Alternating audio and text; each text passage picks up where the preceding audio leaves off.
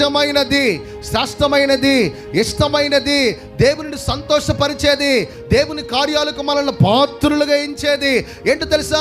విరిగి నలిగిన మనసు. ఇది చాలా ప్రాముఖ్యం. ఈ విరిగి నలిగిన మనసు కలిగిన వారు సులభంగా లోబడతారట.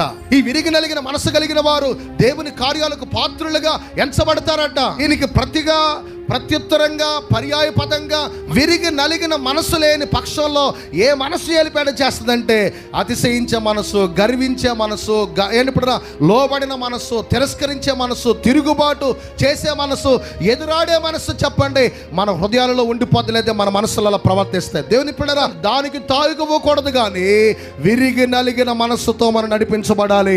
అట్టి మనసు కలిగిన వారిని దేవుడు ఎప్పుడూ అలక్ష్యం చేయడు. ఈ రోజున ఒకవేళ ఆ మనసు నీకు లేకపోతే నువ్వు అడగాలి, నీ వాక్యం చేత నన్ను వెరక్కొట్టు ప్రభువా, నీ వాక్యం చేత నన్ను నలకొట్టు ప్రభు అని చెప్పని మనం ప్రార్థించాలి.